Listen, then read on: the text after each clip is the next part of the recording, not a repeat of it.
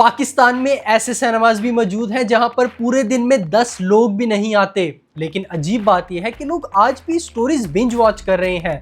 Netflix चल रहा है, यूट्यूब चल रहा है, सीरीज एक रात में खत्म हो रही हैं। तो फिर पाकिस्तानी सिनेमा डेड क्यों होता जा रहा है? अगर आपका जवाब बैड मूवीज है तो ट्रस्ट मी ब्रो, आप बहुत ज्यादा गलत हैं। हम 260 मिलियन लोगों का मुल्क है, इतना ज्यादा टैलेंट, इतना ज्यादा ड्रामा, लेकिन हमारी ड्रामा इंडस्ट्री सिर्फ सरवाइव नहीं कर रही बल्कि अब वो अपने एग्जिस्टेंस के लिए फाइट कर रही है। आज फ्रेम आफ्टर 5 पे हम सिर्फ रोना धोना नहीं करेंगे बल्कि मैं आपको वो सीक्रेट फॉर्मूला बताऊंगा जो कि नॉलन और साउथ कोरिया जैसी कंट्रीज ने यूज किया, और वही चीज हमारी डेड इंडस्ट्री को भी रिवाइव भी कर सकती है।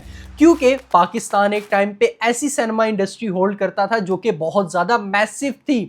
1960s में पाकिस्तान 200 से ज़्यादा ईयरली फिल्म्स प्रोड्यूस करता था। सिनेमास पैक्ड होते थे, म्यूजिक आइकॉनिक होता था, एक्टर्स प्रॉपरली स्टार्स होते थे, सिनेमा जाना खुद अपने आप में एक इवेंट होता था। फैमिली तैयार होकर सिनेमा जाती थी, इंटरवल में पकोड़े, समोसे, सीटियां, वो एक पूरा कल्चर मौजूद होता था जो कि अब बिल्कुल एग्जिस्ट ही नहीं करता। हमारी जनरेशन को शायद कभी ये रियलाइज भी नहीं होगा कि सिनेमा सिर्फ एक बड़ी स्क्रीन नहीं बल्कि एक एटमॉस्फेयर होता है। और फिर धीरे धीरे ये सब कुछ शिफ्ट होना शुरू हो गया क्योंकि फिल्म इंडस्ट्री सिर्फ और सिर्फ क्रिएटिव पैशन पे नहीं चलती बल्कि ये पूरा का पूरा बिजनेस इकोसिस्टम है। बहुत ज्यादा बोरिंग वर्ड लगता है लेकिन ऑनेस्टली सच्ची बात यह है कि सारा का सारा खेल पैसे का है। Studios, distributors, producers, cinema investors, इन सब लोगों का अपना एक रोल होता है और इन सब का बिजनेस सिर्फ और सिर्फ एक चीज पर टिका होता है और वो है क्रिएटिव हैबिट। क्योंकि जब तक लोग रेगुलरली सिनेमा में नहीं जाएंगे तो पूरी की पूरी सप्लाई चेन डिस्टर्ब हो जाएगी, और पाकिस्तान में एग्जैक्टली यही चीज हुई।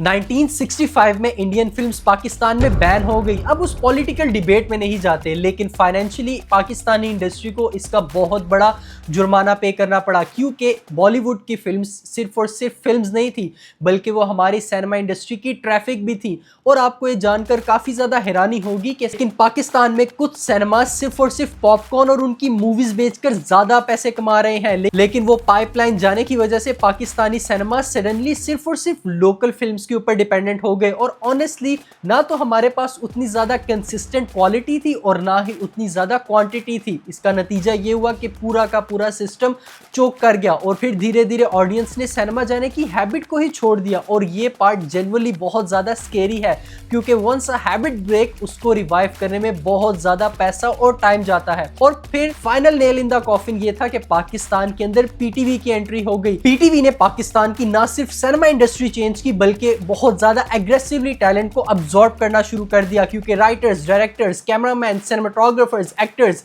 सब लोगों को उन्होंने अपने पास बुला लिया। And can you even blame them?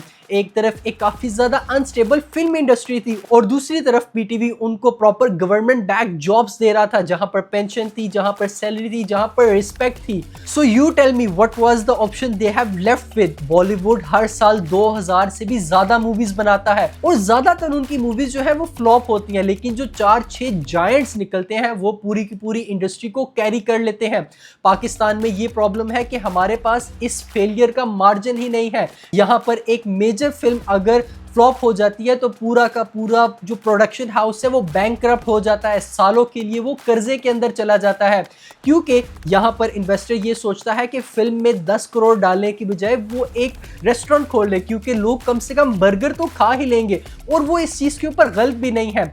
Film business के अंदर अगर आप एक फिल्म के अंदर 10 करोड़ कमाते हैं तो ओपनिंग के पहले वीक के अंदर ही आप जीरो के ऊपर आ सकते हैं। अभी पाकिस्तानी फिल्म इंडस्ट्री पीटीवी के इस धचके से उबर ही रही थी कि साथ ही साथ पाकिस्तान में स्ट्रीमिंग सर्विसेज जैसे नेटफ्लिक्स और प्राइम ने एंट्री ले ली। और मुझे नहीं लगता कि नेटफ्लिक्स ने पाकिस्तानी सिनेमा को मारा। नेटफ्लिक्स ने सिर्फ और सिर्फ पाकिस्तानी सिनेमा और हमारी इंडस्ट्री को एक्सपोज किया है कि वो कितनी ज्यादा वीक हो चुकी है क्योंकि अब ऑडियंस के पास ऑप्शंस हैं। अगर वो सिर्फ 2000-1500 रुपए देकर पूरे महीने घर बैठ के अपनी कन्वीनियंस के ऊपर मूवीज देख सकता है तो why he left his home? और वो जाकर सिनेमा में 1000 रुपए दे के एक एवरेज मूवी देखेगा। आज सिनेमा कन्वीनियंस के अगेंस्ट कम्पीट कर रहा है, इसलिए पाकिस्तानी सिनेमा इंडस्ट्री ठीक ठाक मूवीज के ऊपर सर्वाइव नहीं कर सकती। सिनेमा को एक इवेंट बनना पड़ता है, एक एक्सपीरियंस बनना पड़ता है, और हमारी सिनेमा इंडस्ट्री अभी तक उस लेवल के ऊपर उस कंसिस्टेंसी को और उस क्वालिटी को बिल्ड नहीं कर पाई। लेकिन ऑनेस्टली मुझे ये चीज बिल्कुल भी नहीं लगती कि हमारे पास टैलेंट की कमी है, बिल्कुल भी नहीं। हमारे जो ड्रामास हैं वो ग्लोबली ट्रेंड कर रहे होते हैं, हमारे म्यूजिशियंस इंटरनेशनल लेवल पर परफॉर्म कर रहे होते हैं, सिनेमेटोग्राफी काफी ज्यादा इंप्रूव हुई है। Young film makers like me, we are existing and we are growing day by day. Talent exist करता है, लेकिन सबसे बड़ी प्रॉब्लम ये है कि टैलेंट को प्रॉपर स्टेबल एनवायरनमेंट नहीं मिल रहा। तो ये सारी प्रॉब्लम सिर्फ और सिर्फ पाकिस्तान के लिए नहीं आई, बल्कि पूरी दुनिया ने इस प्रॉब्लम को जो है फेस किया है। लेकिन इंटरेस्टिंग बात यह है कि दुनिया ऑलरेडी इसका एक काफी ज्यादा इंटरेस्टिंग सोल्यूशन निकाल भी चुकी है। अगर आपने मेरी वीडियोस देखी है तो आपने क्रिस्टोफर नोलन का तो नाम सुना ही होगा, और रिसेंटली जो चीज उस बंदे ने की है वो बहुत ज्यादा इंसेन थी। क्रिस्टोफर नोलन की एक मूवी आ रही है जिसका नाम ओडिसे है। 1 साल पहले उस बंदे ने ट्रेलर टीजर रिलीज किए बगैर सिर्फ और सिर्फ उसका एक पोस्टर रिलीज किया।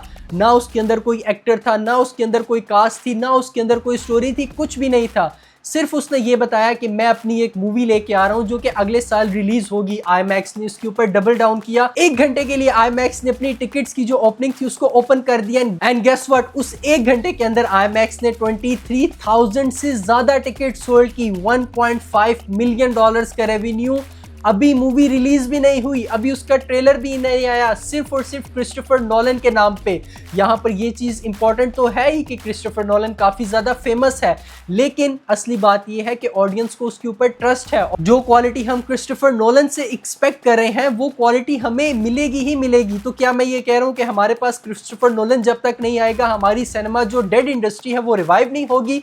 ऐसा बिल्कुल भी नहीं है, क्योंकि मुझे ऐसा लगता है कि फ्यूचर का बिगेस्ट वेपन जो होने वाला है, जो कि लोगों को मजबूर कर देगा अपने घरों से निकलकर सिनेमा में जाने के लिए, वो गुड स्टोरी टेलिंग और ट्रस्ट तो है ही है। उसके ऊपर कोई बात नहीं कर रहा, मैं बात कर रहा हूँ IMAX के ऊपर। क्योंकि आज की डेट में नेटफ्लिक्स और प्राइम वीडियो आपको कन्वीनियंस सेल करते हैं, लेकिन वो एक्सपीरियंस कभी भी नहीं दे सकते जब सिनेमा में मैसिव लाइट्स ऑफ होती हैं और एक बहुत बड़ी स्क्रीन ऑन होती है। जब पूरा का पूरा हॉल एक साथ रिएक्ट करता है तो आपको लिटरली गूज बम्स आ जाते हैं। वो नेटफ्लिक्स और प्राइम के ऊपर घर बैठकर फीलिंग नहीं आ सकती। इसीलिए क्रिस्टोफर नोलन जैसे जो डायरेक्टर है वो IMAX के ऊपर इतना ज्यादा फोकस करते हैं, और वो करे भी क्यों ना, क्योंकि ये एक पूरा का पूरा इवेंट क्रिएट करता है। ऑडियंस को पता होता है कि जो चीज वो देखने के लिए जा रहे हैं it's a pure event.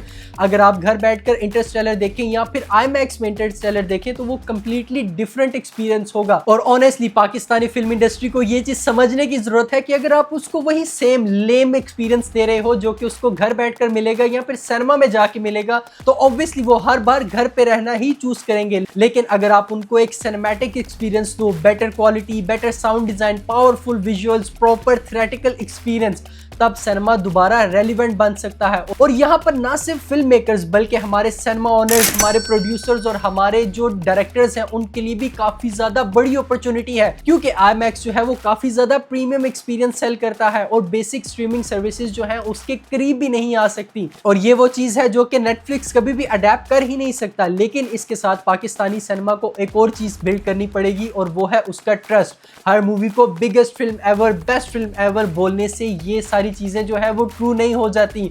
Over hype करने से और रैंडम सेलिब्रिटी के कैमियोज होने से या फिर इनकंसिस्टेंट क्वालिटी होने से कभी भी हमारी फिल्म इंडस्ट्री रिवाइव नहीं होगी। ट्रस्ट कंसिस्टेंसी के साथ बिल्ड होता है। जब तक आप ऑडियंस को बार बार एक अच्छा एक्सपीरियंस नहीं देंगे वो कभी भी रिस्क लेना स्टार्ट ही नहीं करेंगे। साउथ कोरिया ने रिसेंटली यही किया। उन्होंने सिर्फ मूवीज ही नहीं बनाई, उन्होंने अपनी इमेज पाकिस्तान में क्या पूरे दुनिया में एक्सपोर्ट की। आज दुनिया उनकी कुजीन को ट्राई करना चाहती है, कोरियन कल्चर को फॉलो करती है, कोरियन टूरिज्म काफी ज्यादा ग्रो हो रहा है।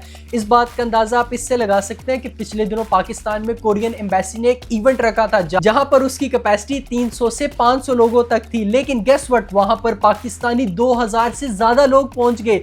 यहां तक कि उनको पाकिस्तानी पुलिस का सहारा लेना पड़ा ताकि वो क्राउड को कंट्रोल कर सकें। आपको क्या लगता है कि ये सिर्फ K-pop और ब्लैक पिंक की वजह से हुआ है? ऐसा बिल्कुल भी नहीं है।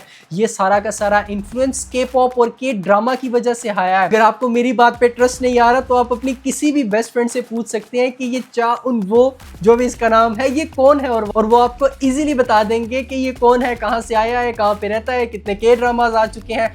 वहां पर आपको पता चलेगा कि हमारा जो सिनेमा है वो कितना ज्यादा पोटेंशियल होल्ड करता है और सिनेमा के जरिए हम क्या चीजें नहीं कर सकते। अगर सिर्फ हमारे जो फिल्म मेकर्स हैं वो स्मार्ट हो जाएं, अगर सिनेमास बेटर एक्सपीरियंस देना शुरू कर दें, अगर प्रोड्यूसर सिर्फ क्विक कैश ग्रैब की तरफ नहीं बल्कि लॉन्ग टर्म ट्रस्ट को बिल्ड करने पे फोकस करना शुरू करें, और होपफुली जब तक मैं अपनी फिल्म बनाऊंगा तब तक ये सारी चीजें रिवाइव हो चुकी होंगी।